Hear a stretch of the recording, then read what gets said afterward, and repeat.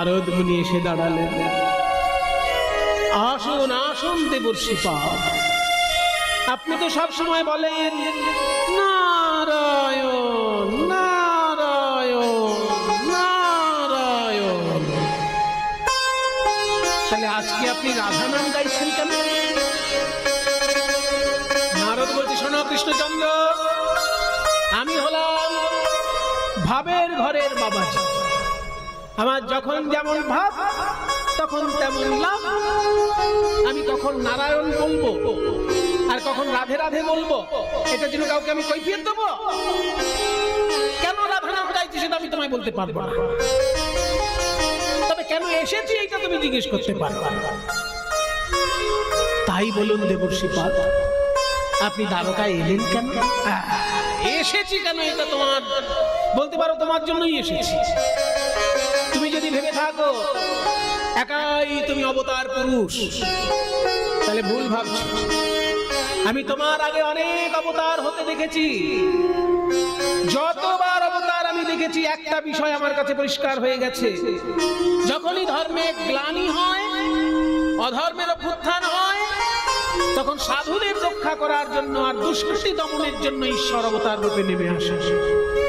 তুমি তো গীতার পাতায় বলেছো, যদা যদা হি ধর্মস্য গ্লানির্ভবতি ভারত।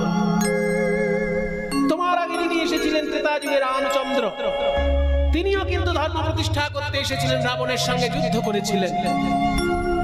ধর্মের পক্ষে থেকে অধর্মের বিরুদ্ধে যদি যুদ্ধ করা হয়, তাতে কিন্তু কিছু কিছু ধার্মিক লোকেরও প্রাণ যায়। যেমন রাবণের দলে যারা মারা গেল, তারা সবাই কি অধার্মিক? ওই রাবণের দলে তো বিভীষণের ছেলেও ছিল, তরণী সেন। সারা গায়ে রাম নাম লিখে যুদ্ধ করতে এসেছিল, তবু তাকে মরতে হয়েছে, কারণ রাবণের দলে নাম লিখিয়েছে। তাই ধর্মের পক্ষে থেকে অধর্মের বিরুদ্ধে যুদ্ধ করলে কিছু কিছু ধার্মিক লোকেরও প্রাণ যায়। তার প্রায়শ্চিত্ত স্বরূপ রামচন্দ্র করেছিলেন অশ্বমেধ যজ্ঞ। কিন্তু তুমি কুরুক্ষেত্রে এত বড় যুদ্ধ বাঁধিয়ে দিলে, তুমি তো কোনো যজ্ঞ করলে না কেন? যুধিষ্ঠির করেছে, যুধিষ্ঠির পুণ্য পাবে, তুমি একটা যজ্ঞ করলে না কেন? তাহলে বলুন দেবর্ষি পাল, আমি কি যজ্ঞ করব? তুমি একটা নতুন যজ্ঞ করো। ত্রেতায় রামের রাজা ছিল, অশ্বমেধ যজ্ঞ কইল।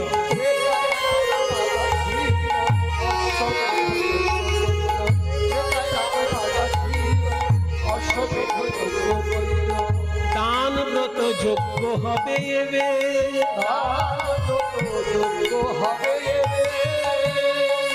তুমি যে যজ্ঞটা করবে তার নাম হবে দান ব্রত যজ্ঞ। বাবা, এত নতুন ধরনের শুনছি। এই যজ্ঞের নিয়ম কি? নিয়ম খুব সহজ, তিনটে মাত্র নিয়ম। শোনো ভালো করে। প্রথম নিয়ম, শুনো বলি হে রাজন, ত্রিভুবন নিমন্ত্রণ।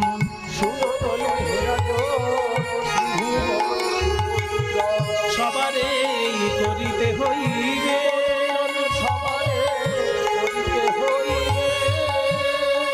ত্রিভুবন নিমন্ত্রণ করতে হবে, বুঝলে? স্বর্গের দেবতা, মর্তের মানুষ, আর পাতালের দৈত্যকুল আর নাগকুল, সবাইকে নিমন্ত্রণ করতে হবে। তারপর নিমন্ত্রণ পেয়ে যারা আসবে তাদের সবাইকে যে যা চাইবে তাই দিবে, সবার আশা মিটাইবে।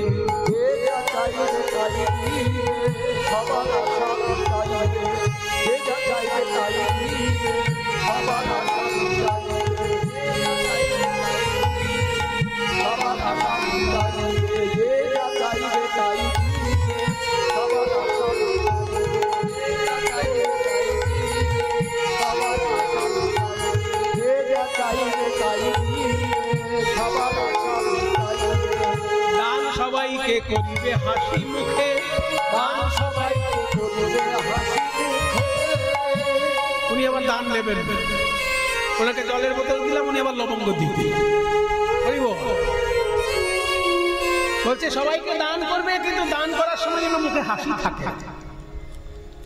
আমাদের ভারতীয় শাস্ত্র বলছে হস্তস্য ভূষণম দানম, হাতে যদি আংটি পরা থাকে সেটাকে আমরা অলংকার বলে মনে করি। কিন্তু হাত যদি শুধু আংটি থাকে, জীবনে দান করেনি, সে হাত অলংকারহীন হাত। অনেক আংটি আছে অথচ জীবনে দান করেনি, সেই আংটির কোনো মূল্যই নেই। ওই জন্য যদি আঙুলে আংটি নাও থাকে অথচ দান করেছে কাউকে, জানবেন সেই হাত ভূষণ করা হাত। তাই যে যা চাইবে তাকে তাই দান করবে, এবং মুখে যেন হাসি থাকে। কষ্ট করে দান করবে না, তোমার সাধ্য মতো দান করবে। তোমার যদি সাধ্য থাকে 10 টাকা দেবে, 10 টাকাই দেবে, 100 টাকা দেওয়ার দরকার নেই, কিন্তু মুখে যেন হাসি থাকে। ভালো কথা শুনে খুব ভালো লাগছে। তারপর কি? সর্বশেষে দান দিয়া ভিক্ষার ঝুলি স্কন্ধ লইয়া,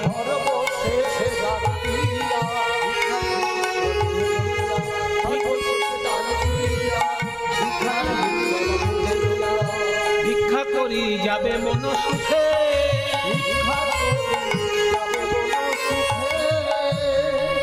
দাঁড়ান নারদ মুনি, আপনার এই কথাটা, শেষ কথাটা আমি বুঝলাম। আপনি বললেন আমি দান করব হাসি মুখে, ঠিক আছে, দান করা উচিত। সম্পদ যদি কারোর বেশি হয়, সেই সম্পদ যদি দান না করে তাহলে ভোগে লাগে না, নাশ হয়। সম্পদের হচ্ছে 3টে গতি, শুনে রাখুন নীতিশাস্ত্রের কথা। চাণক্যই বলেছেন যে যদি কারোর সম্পদ থাকে, সম্পদের কিন্তু 3টে গতি। প্রথম গতি হচ্ছে ভোগ, সম্পদ থাকলে সেটাকে ভোগ করতে হবে। দ্বিতীয় গতি হচ্ছে দান, ভোগ করার পর অবশিষ্ট থাকলে সেটা দান করতে হবে। আর যদি ভোগও করলো না, দানও করলো না, তাহলে সেই সম্পদের একমাত্র গতি নাশ। সেটা কোনো কাজই না ভোগে লাগলো না দানে লাগলো, নাশ হলো। কাজে যে সম্পদ নাশ হবে সেটা আপনি জোগাড় করে কি করবেন? হয় ভোগে লাগান, নইলে লাগান। সেই জন্য বলছি যে দান তো করবো, কিন্তু দান করার পর আমি চাইবো কেন? চাইলে আপনারই মঙ্গল। না না, আমি চাইবো কেন? আমি কাউকে 100 টাকা দিলাম, আবার তার কাছে চাইবো টাকা? না, 100 টাকা দিয়ে চাইবেন কেন? মনে করুন আপনি রাজা মানুষ, কাউকে 1 কোটি টাকা লিখে দিলেন। সেই 1 কোটি টাকা দান করার পর তার কাছে 1টি টাকা ভিক্ষা চাইছে। 1 কোটি টাকা দেওয়ার পর 1 টাকা ভিক্ষা চাইলে কেউ কি হাসবে? না, কেউ হাসবে না। কিন্তু আমি ভিক্ষা করবো কেন? ভিক্ষা করবেন এই জন্য আপনার দানের অহংকার দূরে যাবে। অহংকার যখন দান করে ভিক্ষা করবে, দানের অহংকার দূরে যাবে।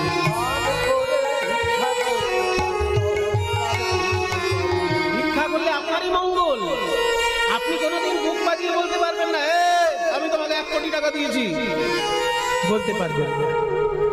কারণ যেমন 1 কোটি টাকা দিয়েছেন, তেমনি তার কাছে 1টি টাকা হলেও আপনি ভিক্ষা নিয়েছেন। তাই অহংকার কোনোদিন হবে না। ওই জন্য দান করার পর সামান্য মাত্র তার কাছ থেকে ভিক্ষা নিতে হবে। ভিক্ষা সহ্য আচল পেতে নিতে হবে। বাহ, খুব সুন্দর নিয়ম বললেন। কিন্তু এত বড় যজ্ঞটা হবে কোথায়? যেখানে দেবতাও আসবে, আবার দানবও আসবে, সেরকম জায়গা কোথায়?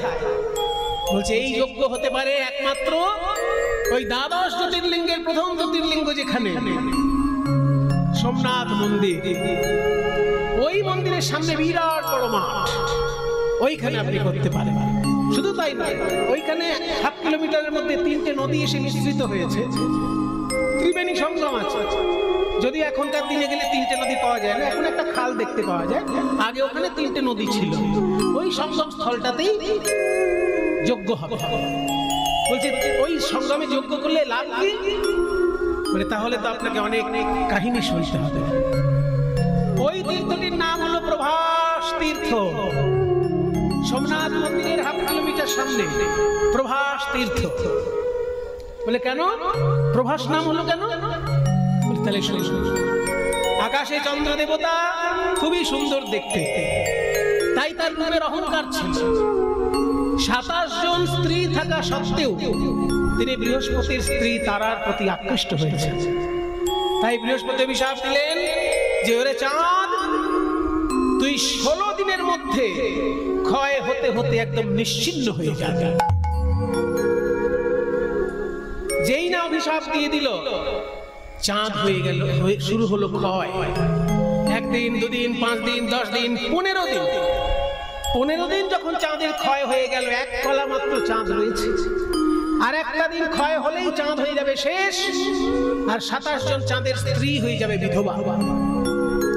তাই রাতারাতি ওই চাঁদের 27 জন স্ত্রী চলে গেল কৈলাসে, শিব ঠাকুরের শরণাপন্ন হলো। ওম নমঃ শিবায়, ওম নমঃ শিবায়, ওম নমঃ শিবায়, ওম নমঃ শিবায়। প্রভু বিশ মনীষ মহেশ গুণম গুণহীন মহেশ গণম বরণম কারীরিত দুর্জয় দৈত্যপুরম প্রণমামি শিবম শিবকল্পতরুম। ওম নমঃ শিবায়,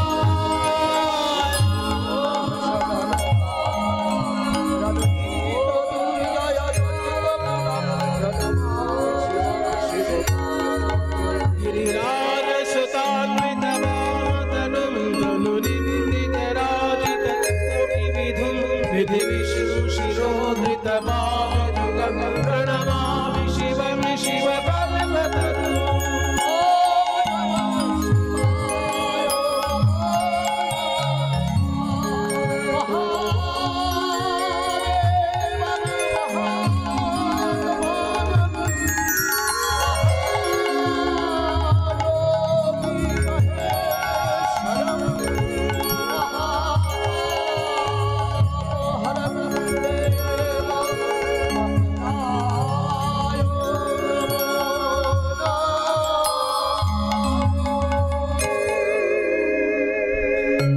त्रये सांख्यं योग पशुपति वैष्णव भवन्ति प्रभिन्ने प्रस्थाने विदमिदं तथ्यमिति च रुचिलां वैचित्र्यात् ऋजुकुटिल नानापतयुषां नृणामेको गम्यस्त्वमसि पयसामरणवैव।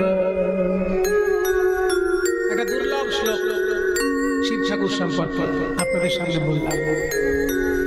এই শ্লোকটি ইংরেজিতে অনুবাদ করে শুনিয়েছিলেন স্বামী বিবেকানন্দ যখন প্রথম ধর্ম সম্মেলনে গিয়েছিলেন আমেরিকার শিকাগো। চিন্তা করুন, এই শ্লোকটার ট্রান্সলেশন ইংরেজদের কাছে শুনিয়েছিলেন স্বামী বিবেকানন্দ। বলছে ত্রয়ী সাংখ্যং যোগঃ পশুপতি মতং বৈষ্ণবমিতি। ঈশ্বরকে আমরা নানা রূপে উপাসনা করি। ত্রয়ী মানে 3টে বেদ। ত্রয়ী তয়রা ফলা উল্টেস্তায় দীর্ঘ ত্রয়ী। এই ত্রয়ী মানে হচ্ছে 3টে বেদ, অর্থাৎ ঋগ্বেদ, সামবেদ এবং যজুর্বেদ। অথর্ববেদটাকে ধরা হলো না, কারণ অথর্ববেদটার মধ্যে পরবর্তীকালে নানা রকম সংযোজন হয়েছে। খুব প্রাচীনকালে প্রথম দিকে অথর্ববেদ ছিল, ঋগ সাম যজুটাই ছিল। তারপরে অথর্ববেদ আস্তে আস্তে সংযোজিত হতে শুরু হয়েছে। সেই জন্য অথর্ববেদ থেকে বাদ দিয়ে ত্রয়ী ধরা হয়েছে, ঋগ সাম এবং যজু। একে ত্রয়ী বলা হয়। ত্রয়ী সাংখ্যং যোগঃ, সাংখ্য দর্শন। সেখানে বলছে সাংখ্য, যেখানে 24 তত্ত্ব নিয়ে আলোচনা করা হয়। 24 তত্ত্ব, ওই যে ক্ষিতীয় তেজ মরুদ্গম, তারপরে চক্ষু কর্ণ নাসিকা জিহ্বা ত্বক মুখ পানি পাদ বায়ু উপস্থ রূপ রস গন্ধ স্পর্শ শব্দ, এই পর্যন্ত 20টা। তারপর হচ্ছে মন বুদ্ধি চিত্ত অহংকার। এই 24 তত্ত্ব নিয়ে যেখানে আলোচনা হয় একে বলে প্রকৃতি তত্ত্ব। আর এটা ছাড়া পুরুষ তত্ত্ব। এই 25টি তত্ত্ব নিয়ে যে দর্শনের আলোচনার বিষয়, যেহেতু 25টা সংখ্যা ওই জন্য সাংখ্য দর্শন। তাহলে ঋগ সাম যজু 3টে বেদ নিয়ে আলোচনা করে যারা উপাসনা করেন যজ্ঞের মাধ্যমে, সেটা একটা পথ। 24 তত্ত্ব এবং আত্মা নিয়ে যারা আলোচনা করেন সেটা সাংখ্য পথ। যোগ দর্শনে যেখানে জীবাত্মা পরমাত্মা নিয়ে আলোচনা করেন সেটা যোগ পথ। ত্রয়ী সাংখ্যং যোগঃ। তারপর পশুপতি মতং বৈষ্ণবমিতি। পশুপতি মত মানে শিবের মত, এবং বৈষ্ণব, বৈষ্ণব মত। এই যে নানান মতে ঈশ্বরকে উপাসনা করা হচ্ছে, এগুলো কেন না প্রভিন্নে প্রস্থানে ইদমদমথমিতি চ। প্রভিন্নে প্রস্থানে বিভিন্ন রকমের পথে ঈশ্বরকে নানা রকম ভাবে, যেমন বিভিন্ন রোগের বিভিন্ন ওষুধ হয়, তেমনি বিভিন্ন মানুষের বিভিন্ন উপাসনার পথ তৈরি হয়েছে। কেন না রুচিনাং বৈচিত্র্যাৎ, রুচির বৈচিত্র্যের জন্য। কারোর সত্যগুণ ভালো লাগে, কারোর রজগুণ ভালো লাগে, কারোর তমগুণ ভালো লাগে। এই সত্য রজ তম তিন রকমের গুণের বৈচিত্র্য থাকার জন্য উপাসনার বৈচিত্র্য তৈরি হয়েছে।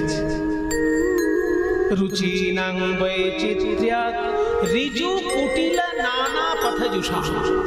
কারোর পথটা ঋজু আর কারোর পথটা কুটিল, মানে কারোর পথটা সোজা সরল আর কারোর পথটা আঁকা বাঁকা। যে যে পথেই যা, শেষকালে গিয়ে কোথায় মেশে? রুচিনাং বৈচিত্র্যাৎ ঋজু কুটিল নানা পথযুষা।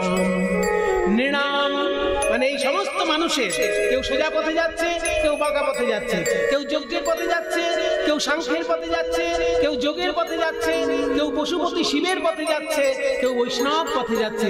যে যে পথেই যাক, কোনোটা সোজা কোনোটা বাঁকা। নৃণাম সমস্ত মানুষের एको একমাত্র গম্য, গম্য মানে যাওয়ার শেষ ডেস্টিনেশন তুমি। নৃণামে কো গম্য ত্বমসি, তুমি হও। ত্বম অসি মানে তুমি হও, তুমিই হচ্ছ এই সমস্ত মানুষেরই লাস্ট ডেস্টিনেশন। যে পশুপতি শিবের পথ ধরেছে সেও তোমার কাছে যাচ্ছে, যে বৈষ্ণবের পথ ধরেছে সেও তোমার কাছে যাচ্ছে, যে যজ্ঞের পথে, সাংখ্যের পথে, যোগের পথে, যে পথেই যাক এক জায়গায় গিয়ে তোমার কাছে মিশছে। নৃণামে কো গম্য ত্বমসি। এবার উদাহরণ, লাস্টের উদাহরণ। এতক্ষণ বলা হলো সিদ্ধান্ত, এবার দৃষ্টান্ত। ত্বমসি পয়সাম অর্ণবৈব। যেমন বিভিন্ন নদী উৎপত্তি স্থান বিভিন্ন জায়গায়, কিন্তু এসে মেশে সমুদ্রের সঙ্গে। গঙ্গা নদীর উৎপত্তি কোথায়? গঙ্গোত্রী। যমুনা নদীর উৎপত্তি কোথায়? যমুনোত্রী। তাহলে গঙ্গার উৎপত্তি গঙ্গোত্রী, যমুনার উৎপত্তি যমুনোত্রী, কিন্তু মিশছে কোথায়? সমুদ্রে। তাই নদীর বিভিন্ন জায়গায় উৎপত্তি হলেও কেউ সোজা পথে, কেউ বাঁকা পথে, যে পথেই যাক সমুদ্রে শেষ। তেমনি হে ঈশ্বর, তুমি হচ্ছে সচ্চিদানন্দের সমুদ্র। তোমার কাছে কেউ শিবের পথে, কেউ বৈষ্ণব পথে, কেউ যোগের পথে, কেউ যজ্ঞের পথে, আর কেউ বা সাংখ্য দর্শনের পথে এসে মিশছে। এত সুন্দর বক্তব্যটি ইংরেজি ভাষায় তুলে ধরেছিলেন যেদিনকে সেই শিকাগো ধর্ম সম্মেলনে স্বামী বিবেকানন্দ গিয়েছিলেন। তেরাকা শ্লোকটা বলছি। ত্রয়ী সাংখ্যং যোগঃ পশুপতিমতং বৈষ্ণবমিতি প্রভিন্নে প্রস্থানে পরমিদমদপথ্যমিতি চ। রুচিনাং বৈচিত্র্যাৎ ঋজু কুটিল নানা পথযুষাম। রুচিনাং বৈচিত্র্যাৎ ঋজু কুটিল নানা পথযুষাম। নৃণামে কো গম্য ত্বমসি পয়সাম অর্ণবৈব। ওম নমঃ শিবায়, ওম নমঃ শিবায়,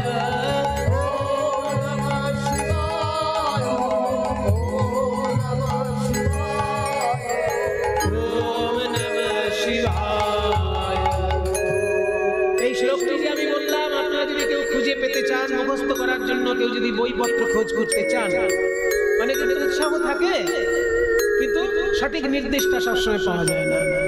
এইটা যদি কেউ খুঁজে পেতে চান, তাহলে কোথাও যদি আপনাদের পুরোহিত দর্পণ গ্রন্থ থাকে বা কোনো পূজার গ্রন্থ থাকে, শিব পূজার গ্রন্থ যদি থাকে বা স্তব স্তুতির কোনো গ্রন্থ যদি থাকে, সেখানে দেখবেন পুষ্পদন্ত মুনি রচিত শিব মহিম্ন স্তোত্র।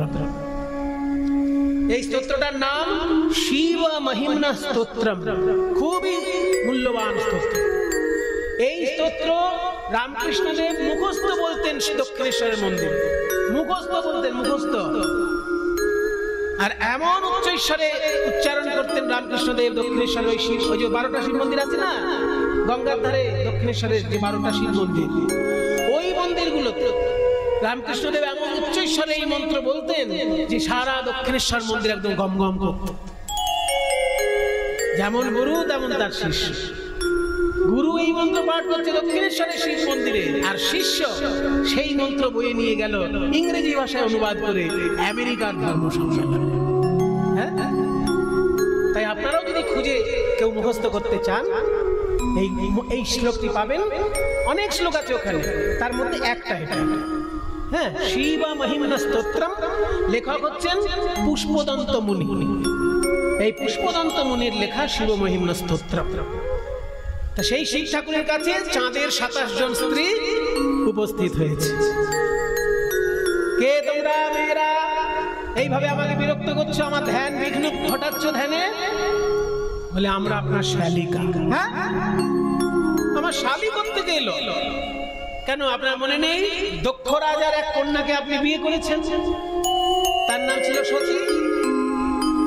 দক্ষ রাজার মেয়ে সতী ছিল না, তাকেই তো আপনি বিয়ে করেছিলেন। তারপরে দক্ষ রাজার এই 27টি মেয়েকে বিয়ে করেছিল চাঁদ। কাজেই আমরা হলাম চাঁদের স্ত্রী, আর আপনি, আপনার স্ত্রী হচ্ছে সতী। কাজেই আমরা আপনার শালিকা। ভালো কথা। কি জন্য এসেছো তোমরা? আর কি বলবো জামাইবাবু, ঘরের দুঃখের কথা তো বাইরের লোককে বলতে নেই। কি গৃহেষু দুশ্চরিতং চ, বলছে সব জিনিস সবাইকে বলবে না, ঘরের দুঃখের কথা ঘরের লোককে আগে বলবে, সমাধান না হলে তবে অন্য লোককে জানাবে। যদি ঘরে ঘরে সমাধান হয়ে যায় তো ভালো, তাই আগে আপনাকে জানাতে এসেছি। হ্যাঁ, কি হয়েছে দুঃখ? বলে আমরা 27 জন সুন্দরী স্ত্রী থাকা সত্ত্বেও চন্দ্র দেবতা বৃহস্পতির স্ত্রীর প্রতি আকৃষ্ট। তাই দয়া করে আপনি আমাদের রক্ষা করুন। আরে রক্ষাটা কি জন্য করব? শুনুন, বৃহস্পতি অভিশাপ দিয়েছে চন্দ্রদেবকে 16 দিনে শেষ হয়ে যাবে ক্ষয় হয়ে।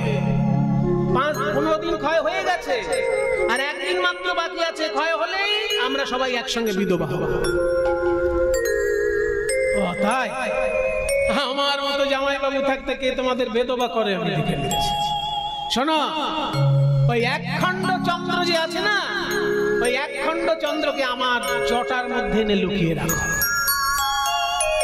বৃহস্পতির অভিশাপ সব জায়গায় কাজ করবে, এই জটায় কারণ অভিশাপ কাজ করবে না। মন্ত্র দেওয়া আছে, এ হচ্ছে অভিশাপ প্রুফ জটা। যেমন ঘড়িতে যদি জল না ঢোকে কি বলে? ওয়াটার প্রুফ ঘড়ি। তেমনি এটা হচ্ছে ওয়াটার প্রুফ, মানে অভিশাপ প্রুফ জটা। অভিশাপ ঢুকবে না। তাহলে একখণ্ড চন্দ্রকে এনে যেই রেখে দিল, শিবের জটার মধ্যে চন্দ্র লুকিয়ে থাকলো, আকাশ হয়ে গেল অন্ধকার। পূর্ণিমার রাতে কি সুন্দর চাঁদ উঠতো, সবাই আলোতে দেখে চলতো, কিন্তু আকাশ এখনকার মতন তখন তো হতো না, শুধুই আলো, রোজ রাত্রে আলো দেখা যাবে। কিন্তু যখনই চাঁদ একেবারে বন্ধ হয়ে গেল, আর চাঁদের আলো নেই, রাতের বেলা বৃহস্পতি হোঁচট খাচ্ছেন রাস্তায়, তখন মনে মনে ভাবছেন একটু অভিশাপটা গুরুতর হয়ে গেছে। একটু যদি বলে দিতাম যে কোথায় গেলে এই ক্ষয় রোগ দূর হয়ে যায়, সেই জায়গাটা হচ্ছে সোমতীর্থ, মানে দ্বাদশ জ্যোতির্লিঙ্গের প্রথম জ্যোতির্লিঙ্গ সোমনাথ মন্দির। ওই সোমনাথ মন্দিরের সামনে যে ত্রিবেণী সঙ্গম, সেটাকে বলে সোমতীর্থ। ওখানে স্নান করলে ক্ষয় রোগ দূর হয়ে যায়। এটা তো আর চাঁদকে বলে দেওয়া হয়নি, সেই জন্য রাতের বেলা অন্ধকার হোঁচট খাচ্ছে। আড়াল থেকে চাঁদের স্ত্রীগণ ওই কথাটা শুনে ফেলেছে, সোমতীর্থে স্নান করলে ক্ষয় রোগ দূর হয়। যেই না শুনে ফেলেছে, শিবের জটা থেকে ওই একখণ্ড চাঁদকে এনে সোমতীর্থে স্নান করালেন, ওই ত্রিবেণী সঙ্গমে স্নান করালেন। আর 15 দিন ধরে যেমন চাঁদ ক্ষয় হয়ে গেছিল, আবার 15 দিন ধরে চাঁদ আস্তে আস্তে পূর্ণ হয়ে গেল। কিন্তু আশ্চর্য ব্যাপার, চাঁদের কিন্তু একটা খণ্ড ওই 15টি খণ্ডের সঙ্গে মিলিত হলো না। তখন তখন সিদ্ধান্ত নেওয়া হলো যে এই 15 খণ্ডের চাঁদই আকাশে উঠবে আর 1 খণ্ড চাঁদ শিবের মাথাতেই থাকবে। আর যেহেতু গুরুদেবের অভিশাপ, বৃহস্পতি তো দেবগুরু, গুরুর অভিশাপ কখনো খণ্ডন হবে না। ওই জন্য হলো কি 15 দিন অন্তর চাঁদের আলো ফিরে পায়, আবার আলো হারায়। 15 দিন ধরে চাঁদের আলো কমে যায়, 15 দিন ধরে চাঁদের আলো বেড়ে যায়। আর যখন আকাশের চাঁদের আলো কমে যায়, তখন শিবের মাথায় যে চাঁদটি আছে ওইখানে আলো বাড়তে থাকে। আবার যখন আকাশের চাঁদের আলো বেড়ে যায়, শিবের চাঁদের যে আলো আস্তে আস্তে কমে। ওই জন্য 15 কলার চাঁদ আকাশে আর 1 কলা চাঁদ শিবের মাথায়। ওই জন্য তার শিবের নাম চন্দ্রমৌলি বা শশীভূষণ, এগুলো শিব ঠাকুরের নাম। তো ওই যে চাঁদকে এনে স্নান করানো হয়েছিল সোমতীর্থে, চাঁদের ক্ষয় রোগ দূর হয়ে গেছিল। তেমনি হে কৃষ্ণচন্দ্র, তুমি যদি এই দান ব্রতযজ্ঞ ওই সোমতীর্থে গিয়ে করো, তোমার সারা জীবনের ত্রুটি বিচ্যুতি সব দূরীভূত হয়ে যাবে। নারদের কথা শুনি কহে দেবী চিন্তামণি, নিমন্ত্রণের ভার কি বলবে, নিমন্ত্রণের তা শুনি মোহন কয় কিবা চিন্তা দয়াময়, তা শুনি মোহন ওই দেবর শিরে ভার দেহ।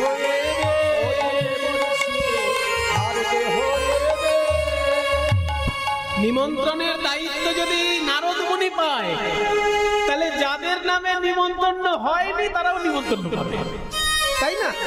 ঝগড়া বাঁধানোর গোসাই। তাই দায়িত্বটা নারদ মুনিকেই দেওয়া ভালো। কেউ যদি বাকি থাকে সেও পেয়ে যাবে নিমন্ত্রণ। তাহলে চিঠিগুলো লিখবে কে? কৃষ্ণ লিখতে গিয়ে পারলেন না। দাদা গো, আমি লিখতে পারছি না, কারণ সবার নামে চিঠি লেখার মতো ভাষা শিখেছি বটে, কিন্তু মা যাকে আমি এত ব্যথা দিয়েছি, সেই যশোদা মায়ের কাছে আমি কি করে লিখি? কোন ভাষা খুঁজে পেলাম না দাদা, কোন ভাষা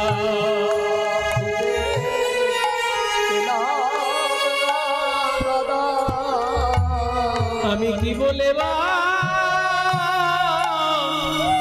ক্ষমা চাইব, তার ভাষা খুঁজে পেলাম না দাদা। আমি কি বলে বা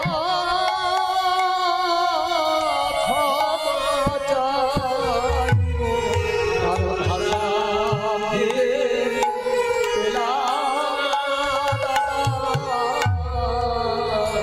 বলরাম বলছেন, আমি বলছি লেখ ভাই। মা গো যশোদে, কত না ব্যথা দিয়েছি তোমার প্রাণে। কুপুত্র যদি বা হয়, কুমাতা কদাপি নয়। তোমার পুত্রের সমস্ত অপরাধ ক্ষমা করে দিও মা। তুমি যদি এসে আশীর্বাদ না করো, তাহলে আমার এই দান ব্রতযজ্ঞ সম্পূর্ণ হবে না। মাকে আশীর্বাদের নিমন্ত্রণ করলেন। বাবাকে লিখছে, বাবা আপনি যখন রাজা ছিলেন বৃন্দাবনে, তখন আমি ছিলাম রাখাল, শুধু গরু চড়িয়েছি আর খেলা করেছি, যজ্ঞের আশেপাশেই আমি থাকতাম না। তা আপনি যজ্ঞ করতেন ইন্দ্রের, আমি আবার সেই যজ্ঞ বন্ধ করে গিরি গোবর্ধনের যজ্ঞ শুরু করি, তাতে কত ঝড় বৃষ্টি হয়ে গেল। তাই বাবা আমি যজ্ঞ করতে চলেছি একটা, আমি তো সব নিয়ম কানুন বুঝি না, আপনি দাঁড়িয়ে থেকে যজ্ঞের সমস্ত কিছু পরিচালনা করবেন, আপনার ছেলের যেন অসম্মান না হয়। শ্রীরাম সুদামকে লিখলো, ওরে শ্রীরাম সুদাম, যজ্ঞ যখন করা হবে ভাত রুটি খাওয়া চলবে না, ফল খেয়ে থাকতে হবে। তোরা বৃন্দাবনের পাকা পাকা ফল আনবি, তোদের আনা ফল আমি খাবো। এইবার আড়ালে যখন গেছেন, রাধারানীর উদ্দেশ্যে লিখছে, ওগো রাধে প্রেমময়ী, তুমি শুধু আমার প্রেমময়ী নও, তুমি হলে আমার শক্তি সঞ্চারিণী। তুমি এই যজ্ঞে এসে নয়নে নয়নে শক্তি সঞ্চার করো, তোমার শক্তিতে শক্তিমান হয়ে আমি যজ্ঞ সম্পূর্ণ করতে পারব। সকলের উদ্দেশ্যে চিঠি যখন লেখা হয়ে গেল, এইবার নারদ মুনির মাথায় তুলে দিয়েছে। নিমন্ত্রণ পত্র লইয়া নারদ চলিল। নিমন্ত্রণ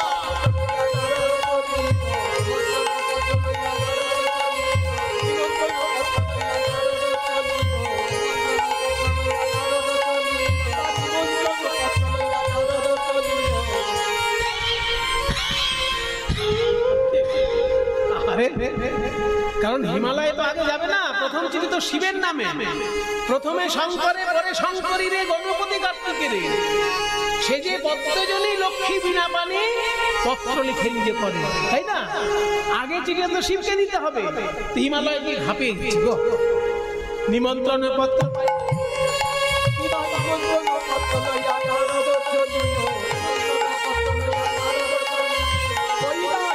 তালে তালে হচ্ছে।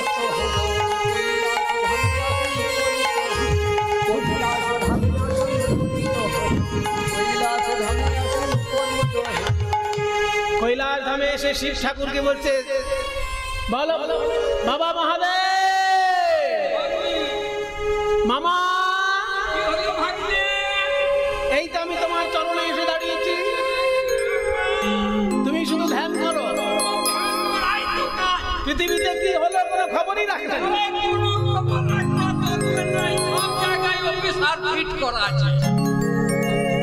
বলছে আমি নাকি ওনার অফিসার, খবরে নিয়ে নে ওনাকে দেবো। মামা, শ্রীকৃষ্ণচন্দ্র প্রভাস তীর্থে বিরাট বড় যজ্ঞ করছে। সেই যে চাঁদের যেখানে জ্যোতি ফিরে পেয়েছিল, ওই তীর্থটার নাম প্রভাস না, প্রভা যুক্ত আস, প্রভাস তীর্থ।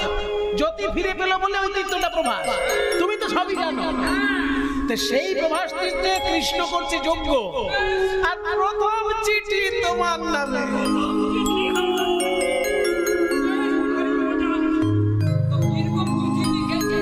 তুমি একা নয়, সঙ্গী সাথী সবাইকে নিয়ে যাবে। তোমার সঙ্গীকে নিয়ে বলো। নন্দী, ভৃঙ্গি, দৈত্য, দানব, এই না চিঠি, দাক্ষিণী, যোগিনী, আচ্ছা, সবাইকে নিয়ে যাবে। পেট ভরে খেতে পাবে, আর যা চাইবে তাই পাবে। পত্র হেরি ভোলানাথের আনন্দিত মন, পত্র হেরি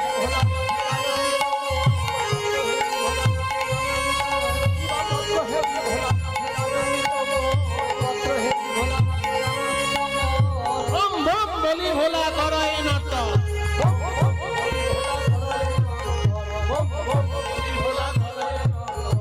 আনন্দ ধরে না, পত্র হেরি ভোলানাথের আনন্দ ধরে না। শিব ঠাকুর নাচতে লাগলেন, ভূতপ্রেত সঙ্গে সবাইকে নিয়ে যাবে। পাতালে গেল নাগকুল আর দৈত্যকুলের নিমন্ত্রণ। মর্তধামে সব রাজ্যে নিমন্ত্রণ সেরে নারদ এলো বৃন্দাবনে। দেখে শ্রীদাম সখা পটেতে আঁকা শ্যামের মূরতি করে।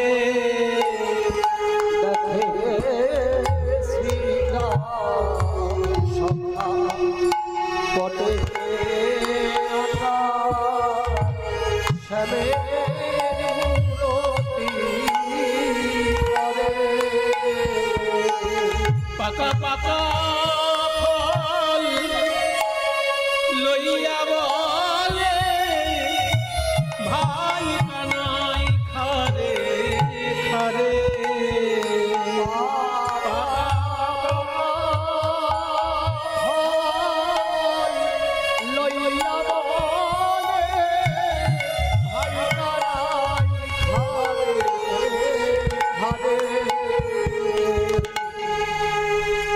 নারদ মুনি, আমাদের ভাইটা নেই কোথায়? নারদ মুনি, ওরে শ্রীধাম, কাঁদিস না শ্রীধাম, তোদের ভাইকা নাই, বিরাট বড় যজ্ঞ করছে।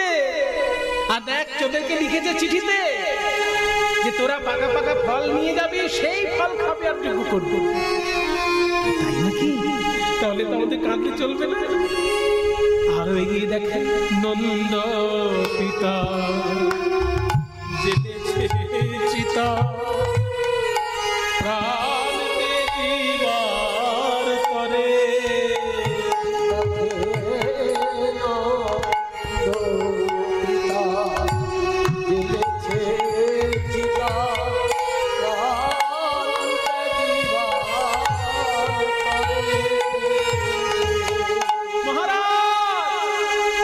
আপনি চিন্তা সাজিয়েছেন কেন? না, গোপালের বিরহে আর যে আমি সহ্য করতে পারছি, আমি এখানে পুড়ে পড়তে চাই। সর্বনাশ, এই অলক্ষণে কথা বলবেন না।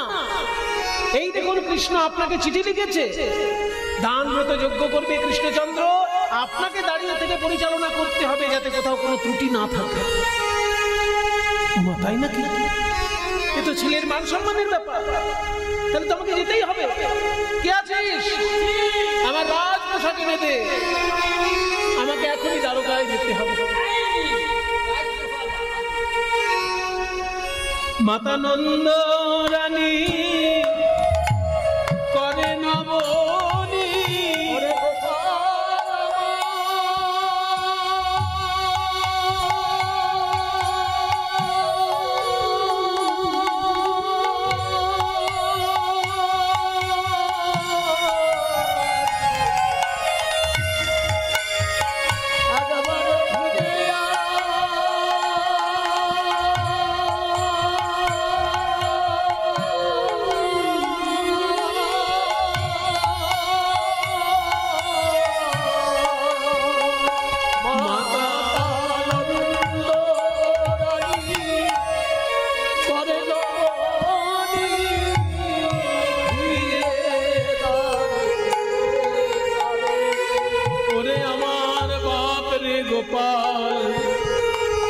তোকে আর তেমন করে বাঁধব না রে, আর তেমন করে বাঁধব না।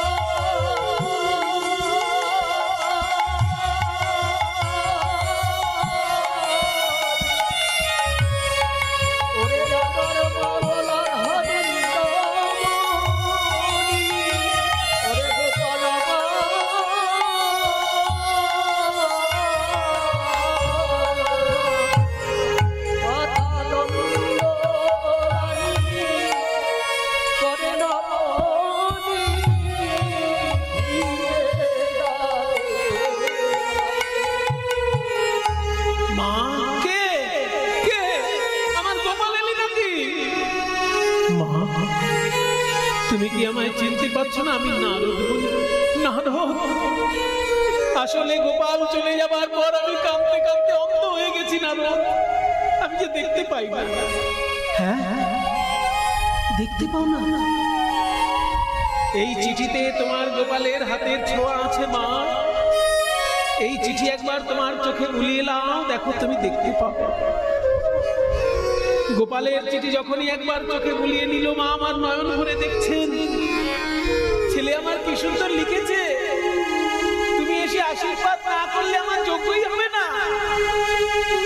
আমাকে তো তাহলে আশীর্বাদ করার জন্য যেতেই হবে। ছানা মাখন মুখে তুলে না দিয়ে কি আশীর্বাদ করতে পারে মা? আমাকে এখন ছানা মাখন বানাতে হবে। সবাই মিলে আনন্দিত হয়ে সেবার দ্রব্য প্রস্তুত করছে। ওদিকে নারদ মুনি চললেন রাধা রানীর কুঞ্জের। দেখে পদ্ম ফুলের পাপড়ির বিছানা তৈরি করে রাধা রানীকে শুইয়ে রেখেছে। এত বিরহ তাপ রাধা রানীর অঙ্গে, পদ্ম ফুলের পাপড়ি সঙ্গে সঙ্গে শুকিয়ে যাচ্ছে।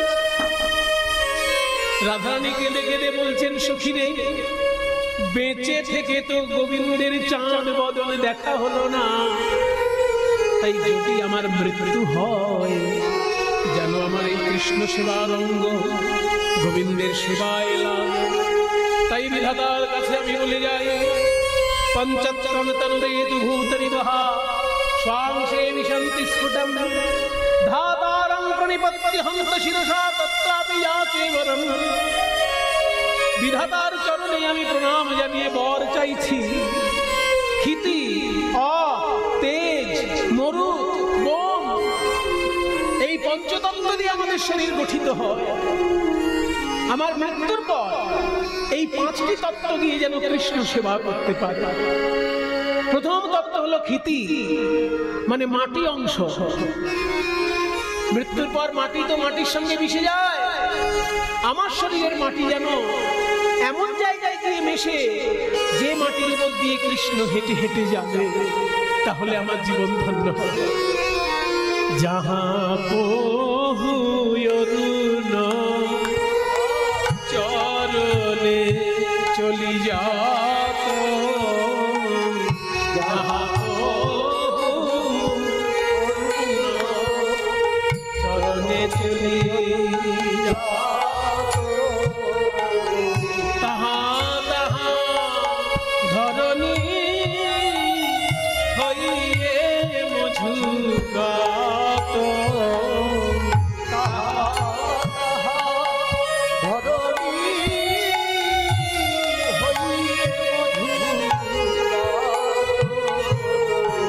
যে পথে আমার গোবিন্দ নেচে নেচে যাবে, আমার শরীরের মাটি যেন সেই পথে যায়, তাহলে আমি তার চরণ ধুলা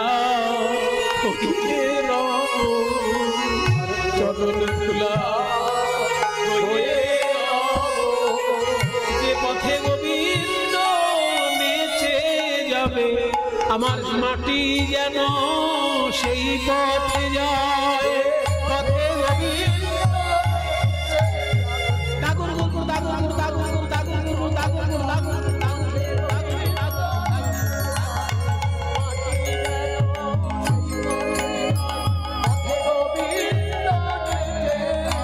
শরীরের মাটি যেন সেই পথ,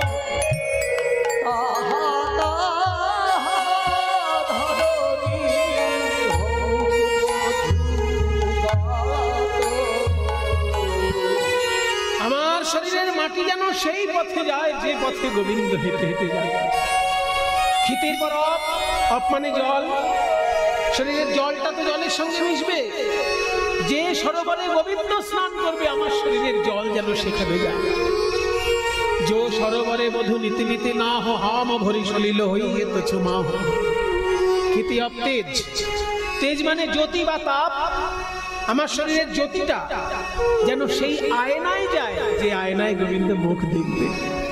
जो দর্পণে বধু নিজ মুখ চাহো,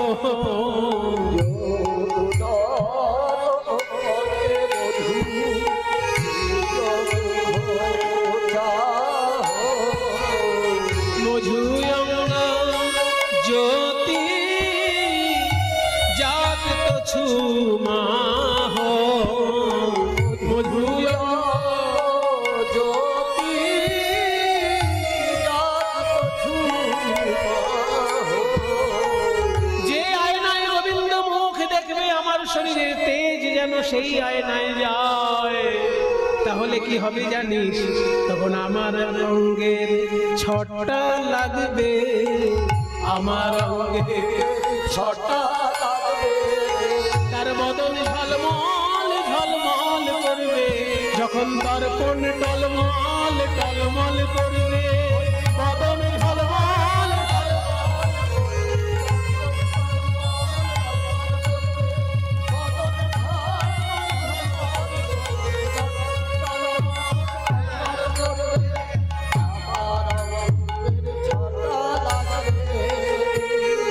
ছোট থেকে খোল বাজাচ্ছে, খুব আগ্রহ ওর খোলে।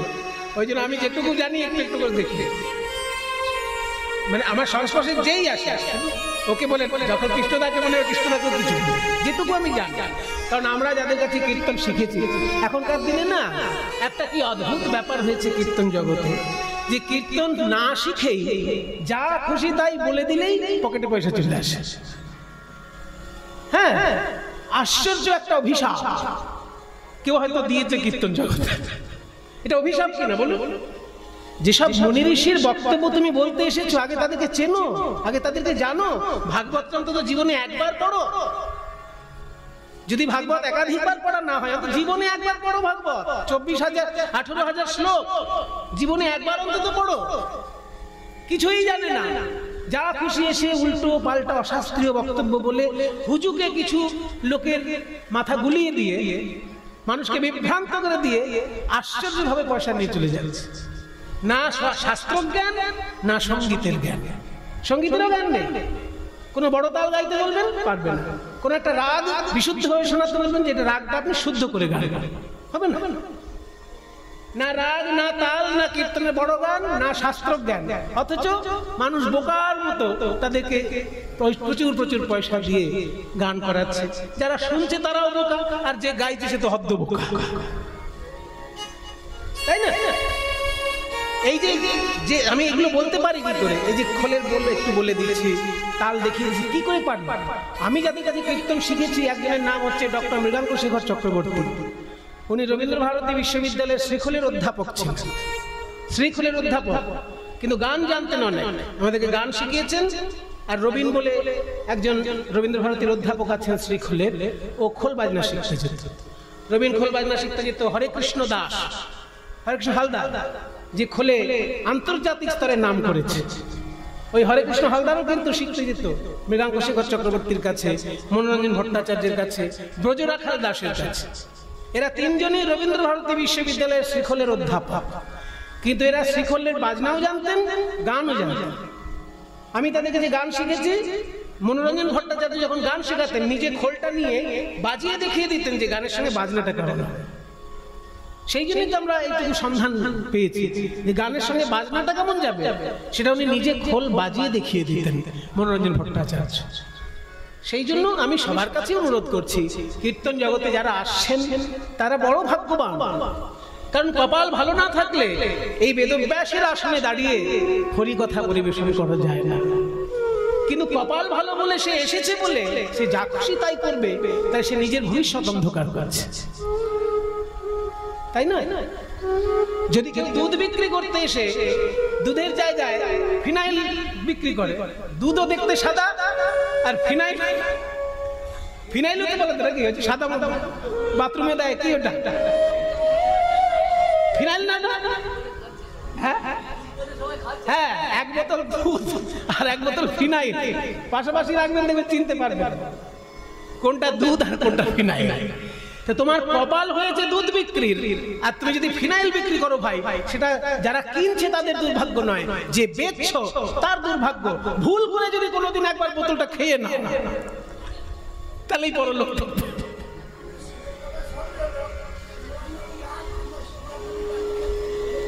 উনি বলছেন যে শিবের কথা হচ্ছে যখন, একটু শিবরঞ্জনী রাগের আলাপ, একটু শিবরঞ্জনী রাগটা দে।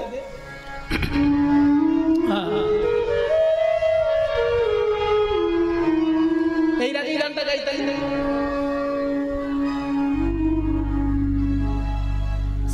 সরে গ প দ প গ প প দ সা দ স রে সা রে গ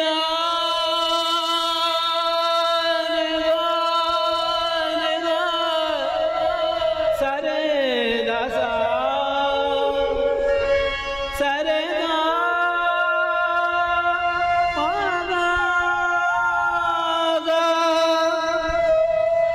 কোমল গা শুদ্ধ গা পাশাপাশি লাগানো হচ্ছে। হ্যাঁ, এটাকে বলে মিশ্রণ, এবং এই মিশ্রণটা কিন্তু বিকৃত স্বর পাশে লাগানো হলেও রাগটাকে অলঙ্কৃত করছে। শুদ্ধ গায়ের সঙ্গে কোমল গা পাশাপাশি লাগছে, গা কোমল গা শুদ্ধ গা গা। এবার দেখো শুদ্ধ গা থেকে কোমল গায়ে আসছে গা গা, দুটি গা একটা শুদ্ধ গায়, একটা কোমল গায়।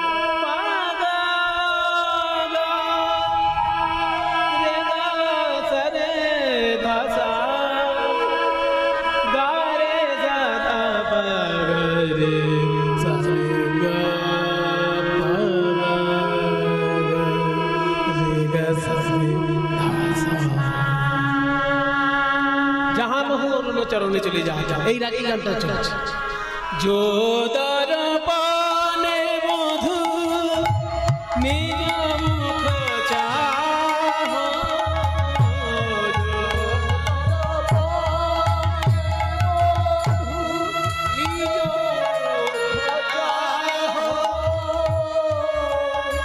মধু অঙ্গ জ্যোতি জাগত চুমা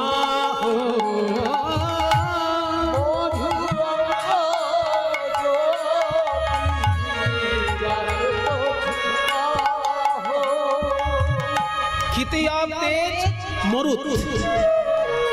মরুত মানে বাতাস। এই যে নিঃশ্বাস ফেলছি আর নিচ্ছি, বাতাস শরীরের মধ্যে যাচ্ছে। আমার এই শরীরের বাতাস তো বাতাসে মিশবে। যে পাখা দিয়ে গোবিন্দ হাওয়া খায়, যেন সেই বাতাসের সঙ্গে আমার বাতাসটা মিশে যায়। জয় বিজনে মধু বিজয়ী গাত, মধু অঙ্গ মরুত হউক মৃদুবাত। খিতি অবদেজ মরুত, তারপর বোম। এই বোম কিন্তু সন্ত্রাসবাদীদের বোম নয়। সন্ত্রাসবাদীদের বোমটা হচ্ছে বয়কার ম বা বিওএমবি, বিওএমবি। আর আমি যেটা বলছি এটা যে বয় জফলাওকার ম। এই বোম মানে আকাশ বা মহাকাশ, শূন্যতা। শরীরের ভিতরে যে ফাঁকা জায়গাগুলো, এগুলো আকাশের অংশ। আমার শরীরের ভিতরের ফাঁকা জায়গাগুলো আকাশের সঙ্গেই মিশবে। কৃষ্ণ সেবা কি করে করবে মৃত্যুর পর? না, যে আকাশের নিচে আমার গোবিন্দ বিচরণ করে, আমার শরীরের আকাশ অংশ যেন সেখানে যায়। জোহি গগন তলে যাহা প্রভু ভরমাই, জলধর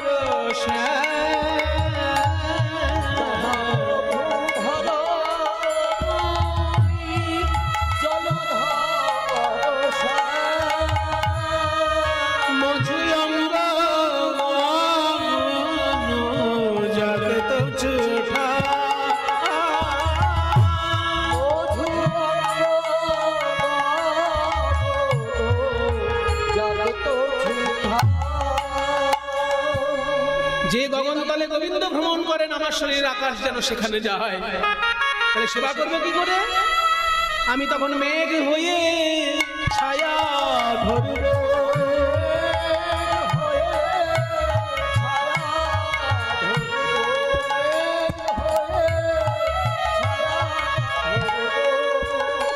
আমার গোবিন্দের তাপিত অঙ্গ শীতল হবে।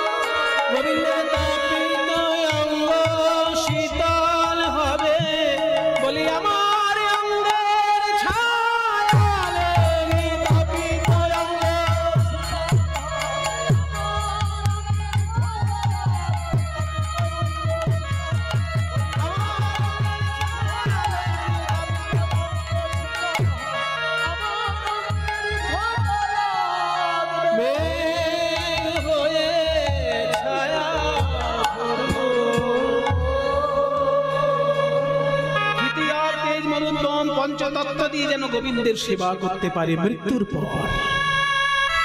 নারদ মুনি এসে বলছে, রাধে তুমি মৃত্যুর পর সেবা কেন করবে? এই তো আমি এসেছি। তুমি যজ্ঞে যাবে, নয়নে নয়নে কৃষ্ণকে শক্তি সঞ্চার করবে, আর শ্রীকৃষ্ণ যজ্ঞ করবে। পদকর্তা গোবিন্দ দাস বলছে, হে রাধে গোবিন্দ দাস কহে কাঞ্চন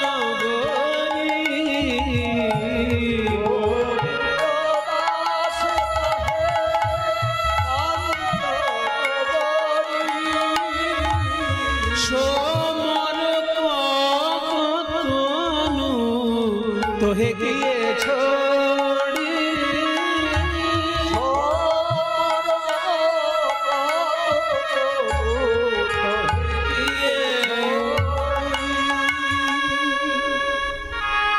নারদ মুনির কথা শুনে রাধারানী বললেন, মুনিবর আমাকে চিঠি দিয়েছে প্রাণনাথ, তাহলে তোমায় যেতেই হবে। কে আছিস রে? আমাকে ভালো করে সাজিয়ে দে, যেন আমার গোবিন্দ আমার দিক থেকে নয়ন ফিরাতে না পারে।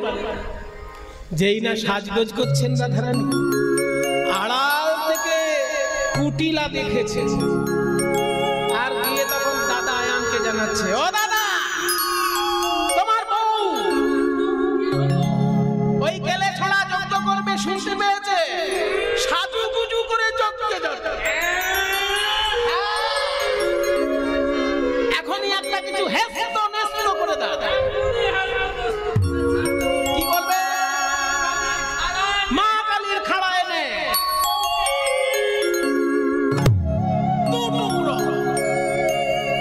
যেই না এই কথা বলেছে, অমনি তখন রাধা রানী কালী মূর্তি ধারণ করে দাঁড়ালেন। বলি চেনো না তুমি যে মোরে, চেনো না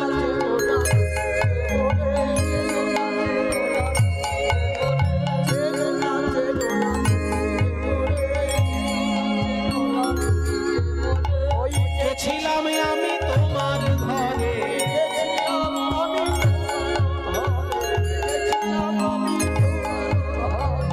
এত বলি হইল অপরূপ, রাধিকা ধরিল কালিকা রূপ, রাধিকা ধরিল আজ দেখিয়া আয়ান পদতলে, লুটাই জয় কালী বলে,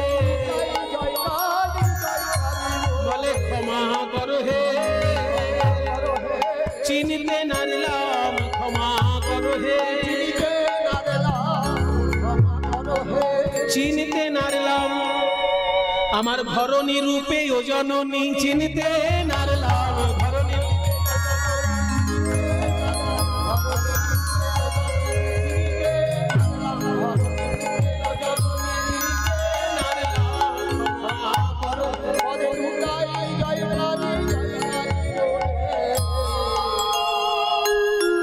কালী রূপ দর্শন করে আয়ান লুটিয়ে পড়ল রাধারানীর চরণে।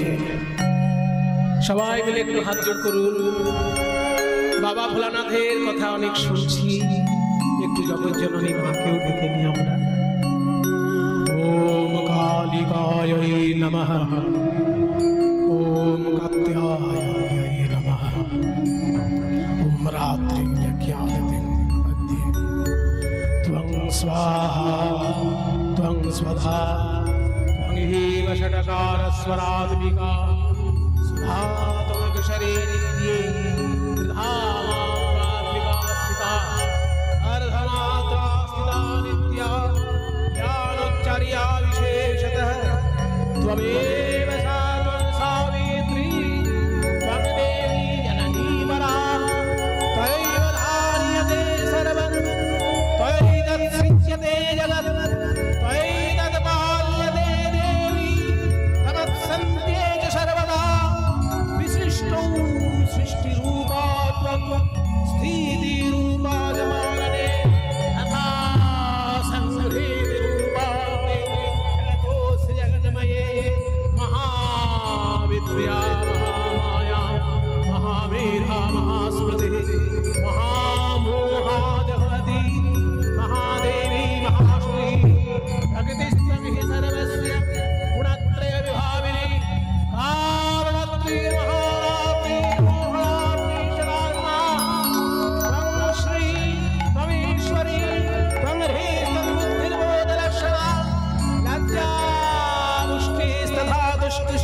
शांति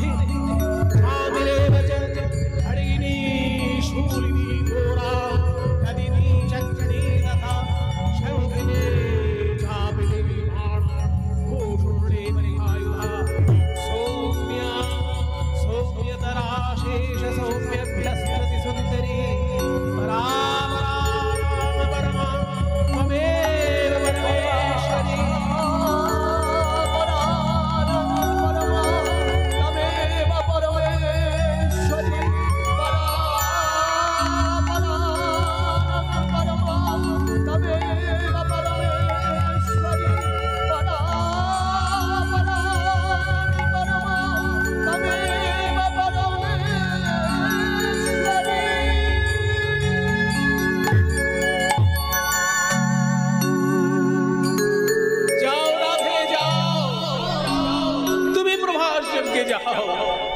তুমি হলে মহাশক্তি। আমার গৃহিণী রূপে যে ছিলে আমি এতদিন জানতেই পারিনি। তোমাকে তো আমার বাধা দেবার শক্তি নেই। তবে কৃষ্ণ চরণে গিয়ে আমার হয়ে দুটি কথা যেন তুমিই বলে এসো। নিমন্ত্রণ পত্র পাইয়া ব্রজবাসীগণ প্রবাসী লোকের পথে করাই গমন। শকট ভরিয়া নিল দধিরুদ্ধ ছানা। ফলমূল কত নিল না হয় গণনা। সবাই নিয়ে চলেছে উপকরণ উপঢৌকন। প্রভাস যজ্ঞের মণ্ডপে চারদিকে চারটে দরজা তৈরি হয়েছে। এক দরজায় আসছে শান্ত দাস্যরসের ভক্ত, আর এক দরজায় আসছে শ্রীরাম সুদাম সূক্ষ্ম রসের ডালি দিয়ে। আরে ভাইয়া বলো, বাহে উঠাকে বলো, জয় কन्हैया লাল কি। শুধু জয় বললে হবে না, আমি বলবো জয় কन्हैया লাল কি। আপনারা বলবেন হাতি। হাতি না কিন্তু আমরা বাঙালিরা হাতি বলি, হিন্দি ভাষীরা হাতি বলে। বলবেন হাতি ঘোড়া পান। এ ভাইয়া दोनों बाहें उठा के बोलो जय कन्हैया लाल की। बोलो जय कन्हैया लाल की। हाथी घोड़ा पाल। बोलो जय कन्हैया लाल की।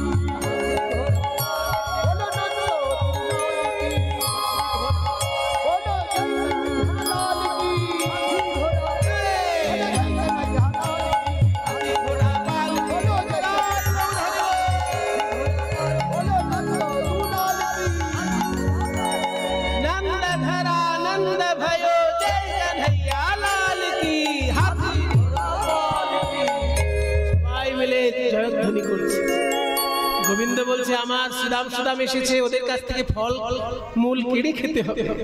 ছুটে চললেন সেই সাথে। অন্য একটি দরজায় মা ডাকছে গোপাল বলে।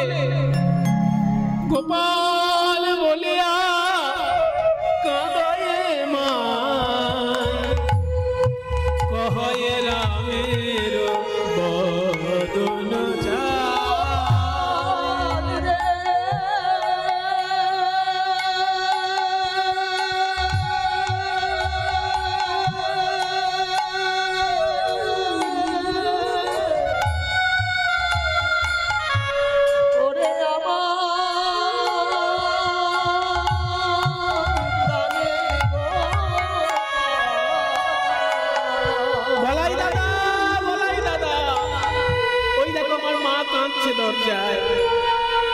বোধহয় দারোয়ানরা আমার মাকে চিনতে পারেনি, আমাকে এখনই যেতে হবে।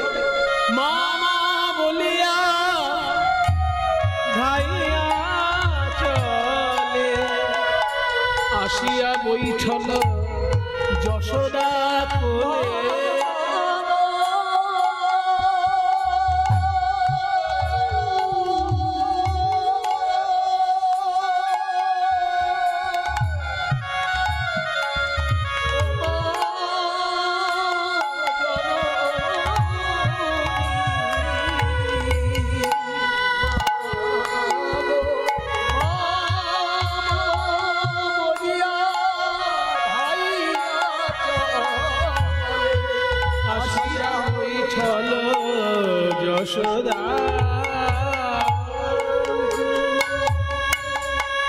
এই রাগটির নাম আবার কলাবতী রাগ। সাগা পদানি দানি পদা গপদানি দপ গপদানি নিদসা গাসানি দসনি দানি দপদা গপদ গপদানি দপ গপদানি দপ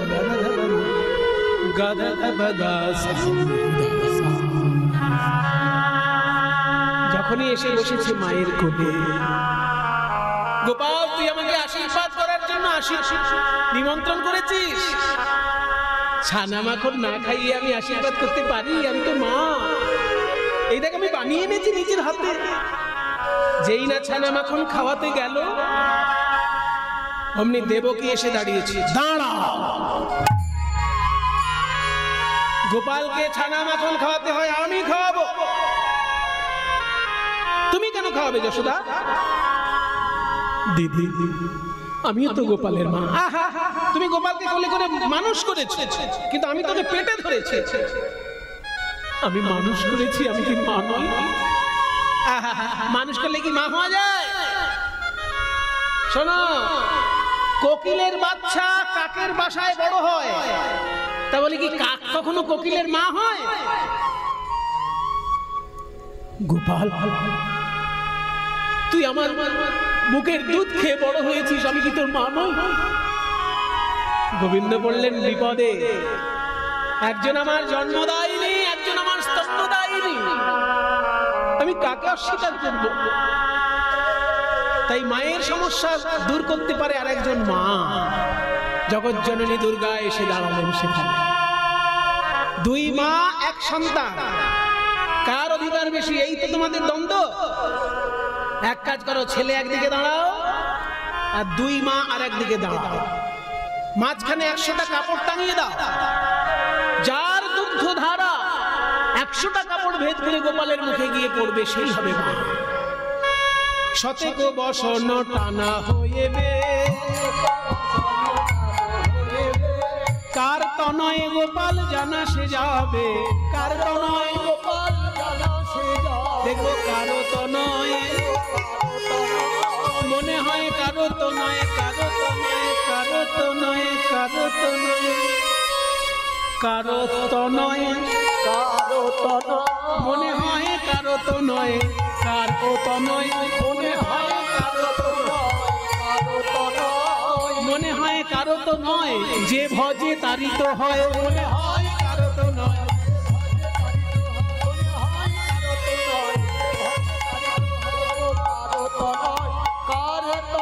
গোপাল জানা সে যাবে, কার তনয় গোপাল জানা সে যাবে। যখনই এইভাবে 100টা কাপড় টাঙানো হয়েছে, দেবকী ভাবছে আমার গর্ভে জন্ম নিয়েছে, আমার দুধ খাবে না মানে? গর্বে দেবকী স্তন ধরে, প্রথম বসন ভেদ না করে, প্রথম বসন যশোদা বলল আমার দুগ্ধ পান করে ছেলে বড় হয়েছে, আর আজকে আমি প্রমাণ দেবো আমি ওর মা কিনা। গোপাল বলিয়া কাঁদয় মা, দুগ্ধ পড়ে গোপালের বদনে যায়, মা যশোদার এমন স্নেহের টান, শত বস্ত্র ভিন্ন করে গোপালের বদনে দুগ্ধ পড়ল। ভগবান পদকর্তা চণ্ডীদাস বড় জোরে বলছেন, বাসুলিয়া দেশে চণ্ডীদাস বলে, শুদ্ধমতি হলে গোবিন্দ মেলে,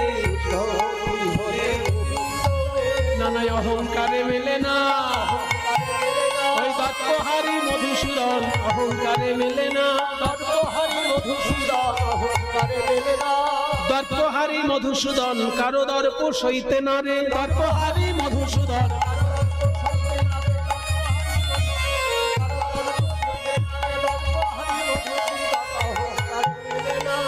শুদ্ধমতি হলে গোবিন্দ মেলে, শুদ্ধমতি হলে গোবিন্দ মেলে। মায়ের সমস্যা দূর হলো, এবার একটাই দরজা বাকি আছে, যেখানে রাধারানী বিনা সুতার মালা গেঁথে এনেছেন গোবিন্দের গলায় দেবেন। কই কৃষ্ণ কোথায়, কৃষ্ণ কোথায় প্রাণ বধুয়া, কৃষ্ণ কোথায়, কৃষ্ণ কোথায় প্রাণ। এই গানটা আমি শুনেছিলাম কানাই সরকারের, আগেকার দিনে কলকাতার একজন গায়ক ছিলেন কানাই সরকার বলে। কিছুদিন আগে ইউটিউবে দেখলাম তার একটা গান কেউ আপলোড করেছিল, কানাই সরকার। আমি ছোট ছিলাম তখন, কীর্তনিয়াদের গান শুনতে যেতাম তো, আশেপাশে যেই আসতো তার গান শুনতে যেতাম, সামনে বসে শুনতাম। কানাইলাল সরকার, কানাইলাল বন্দ্যোপাধ্যায় নয়, কানাইলাল সরকার একজন ছিলেন, ঝাঁকড়া চুল ছিল, হ্যাঁ, তিনি খুব সুন্দর প্রভাসযোগ্য গাইতেন। এই গানটি তার কাছে আমার শোনা আসলে। কই কৃষ্ণ কোথায়, কৃষ্ণ কোথায় প্রাণ বধূ,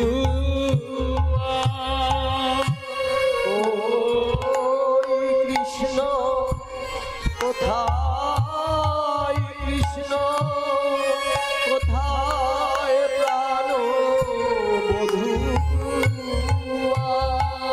তবু ঘরের বাহির বাহির কইলে আমায়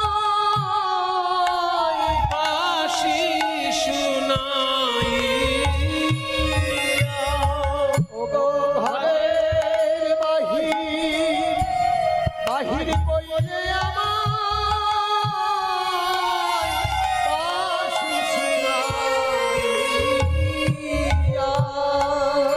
दरवान वाले से बोलते हैं लड़कियां तुम लोग कहां से आ रही हो? हम वृंदावन से आ रहे हैं।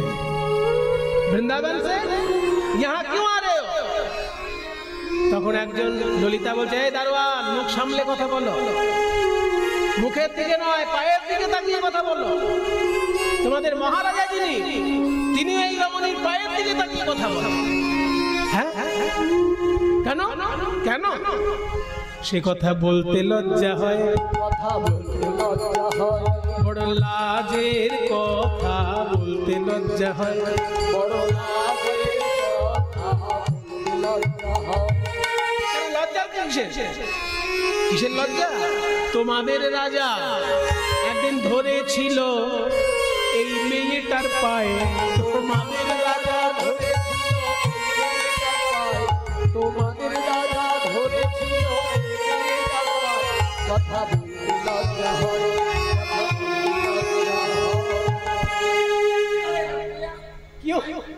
क्यों ধরে বলবো কেন পায়ে হাত দিয়েছিল? এই মেয়ে তোমাদের রাজার গুরু, তোমাদের রাজা বাঞ্ছা কল্পতরু, এই মেয়ে তোমাদের রাজার গুরু। তোমাদের রাজা বাঞ্ছা কল্পতরু, তোমাদের রাজা গুরু আমরা তো জানি শ্রীকৃষ্ণচন্দ্রের শিক্ষা যার কাছে নিয়েছিলেন, শিক্ষা গুরু হচ্ছেন শান্তিমণি মুনি। সেই যে উজ্জয়িনীতে শান্তিমণি মুনির বিশ্ববিদ্যালয় ছিল না, ওখানে শিক্ষা নিয়েছে। আর ওনাদের কুলগুরু ছিল গর্গাচার্য, সেই যে যিনি নাম রেখেছিলেন কৃষ্ণ। এই তুই জানি, এইসব ভিতরের কথা তুই জানবি না, গিয়ে বল যা। হ্যাঁ, ये জানানা भी गुरु क्या बात। দারোয়ান গিয়ে বলছে, মহারাজ পূর্বদ্বারে এক রমণী এসেছেন বিনা সুতোর মালা হাতে নিয়ে, আর বলছেন উনি নাকি আপনার গুরু। যখনই এই কথা বলেছে অমনি কৃষ্ণচন্দ্র বলছে, দাদা তুমি যজ্ঞটা সামলাও, আমি একটু যাই। গোপীগণ এসেছে, তখন ব্রাহ্মণগণ মন্ত্র পাঠ করছেন, আমি একটু ঋগ্বেদ থেকে মন্ত্র পাঠ করব, সবাই মিলে একটুখানি হাত জোড় করে শুনবেন। এটা সনাতন ধর্মের, সনাতন ধর্মাবলম্বীদের কাছে খুব অহংকারের বিষয় যে পৃথিবীতে সব থেকে প্রাচীন ধর্মগ্রন্থ এই সনাতন ধর্ম, তার নাম হলো বেদ। আবার বেদের মধ্যে প্রাচীন অংশ হচ্ছে ঋগ্বেদ। বেদ তো আর একটা সময় হয়নি, কয়েক হাজার বছর ধরে বেদ মন্ত্র বাড়তে বাড়তে বাড়তে বাড়তে একটা রূপ পেয়েছে। সেই জন্য ঋগ্বেদ হচ্ছে প্রাচীন বেদের মধ্যে এবার প্রাচীন গ্রন্থ। সেই ঋগ্বেদের প্রথম মন্ত্রগুলি আমি পাঠ করব। আমি যখন হাতটা সামনের দিকে বলবো অগ্নয়ে স্বাহা, তখন আপনারা উলুধ্বনি দেবেন। যখন হাতটা সামনে করবো ওম অগ্নয়ে স্বাহা বলবো, তখন উলুধ্বনি দেবেন। ওম অগ্নিমিড়েতি মন্ত্রস্য মধু ছন্দারেষি। বেদের মন্ত্র পাঠ করতে হলে নিয়ম হলো, যার রচিত মন্ত্র তার নামটা বলতে হয়, যে ছন্দে মন্ত্র সেই ছন্দটা বলতে হয়, আর যে দেবতার উদ্দেশ্যে মন্ত্র সেই দেবতাকে বলতে হয়। একে বলে বিনিয়োগ। বিনিয়োগহীন মন্ত্র পরিপূর্ণ হয় না। ওই জন্য আগে বিনিয়োগ। ওম অগ্নিমিলে ইতি মন্ত্রস্য মধু ছছড়া ঋষি গায়ত্রী ছন্দ অগ্নির দেবতা প্রাতঃ শ্রবণে ব্রহ্মযজ্ঞ জপে বিনিয়োগ। ओम अग्निमीळे पुरोहितं यज्ञस्य देवं ऋत्विजं होतारं रत्नधातमम् ओम अग्नये स्वाहा इदमग्नये ओम अग्निः पूर्वेभिर्षिभिर्यो नूतनैरुत सा देवा इह वक्ष्यति ओम अग्नये स्वाहा इदमग्नये ओम अग्निनारयिमश्नवत् पूषमेव दिवे दिवे यशसं वीरवत्तमम् ओम अग्नये स्वाहा इदमग्नये ओम अग्निर्होता कविक्रतुः सत्यश्चित्रश्रवस्तमः देवो देवेभिरागमत् ओम अग्नये स्वाहा ओम यदङ्गदाशु शत्वम् अग्ने भद्रं करिष्यसि तवेत्तत्सत्यमङ्गिरः ओम अग्नये स्वाहा ओम त्वाग्ने दिवे दिवे दोषावस्तर्धिया वयं नमो वरत्त एमसि ओम अग्नये स्वाहा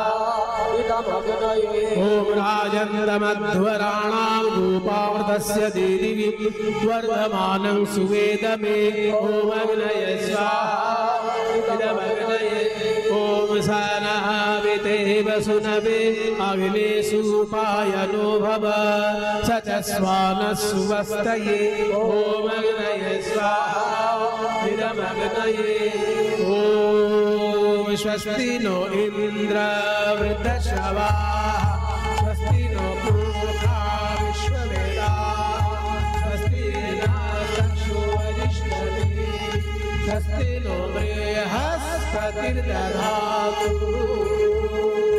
ओम शान्ति शान्ति शान्ति हरिः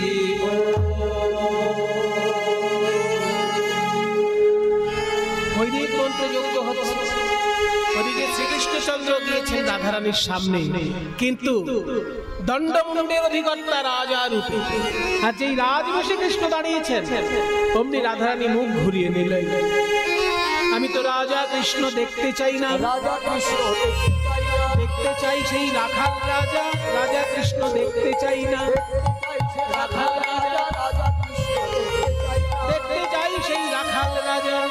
ছিল শ্রীদাম সুদাম যাহার প্রজা, দেখতে চাই সেই রাখাল রাজা।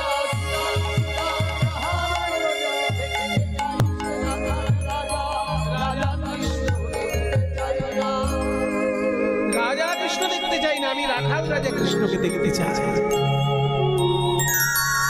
কৃষ্ণচন্দ্র মনে মনে ভাবলেন, যে যা চাইবে হাসি মুখে তাই দিতে হবে, যজ্ঞের নিয়ম। আমার রাধারানী তো সোনাদানা চায় না, শুধু আমার একটু দর্শন চায়, রাখাল বেশি দর্শন চায়। সেইটুকু যদি দিতে না পারি তাহলে তো যজ্ঞ সম্পূর্ণ হবে না। তাই যোগ মায়াকে স্মরণ করে বললেন, হে যোগ মায়া, এখনই তুমি আমাকে রাখাল বেশি সাজিয়ে দাও, যাতে রাধারানী নয়ন ভরে আমায় দর্শন করে। তাই যোগ মায়া সরি হরি রচি বৃন্দাবন পুরী, রাধারে দর্শন দিল, চাইলো তাই দিল, সবার আশা মিটাইলো। চাইলো তাই দিল, সবার আশা মিটাইলো।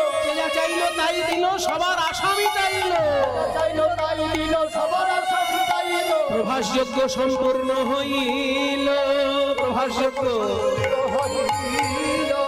দূর থেকে নারদ মুনি দর্শন করছে, এই গৌর হরি বল, তাই না?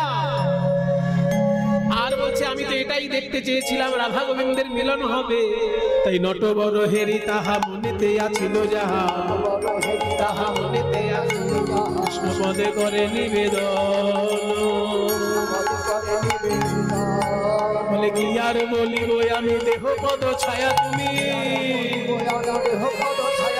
শুনো হে নন্দের নন্দন। আমি আর কিছু চাই না, বলে দিতে হয় তো চরণ প্রিয়, আর কিছু চাই না। কিছুই চাই না। দিতে হয় তো চরণ দিও হে রাধে গোবিন্দ, দিতে হয় তো চরণ দিও। হরি বল হরি বল হরি বল, বল নিতাই গৌর হরি বল।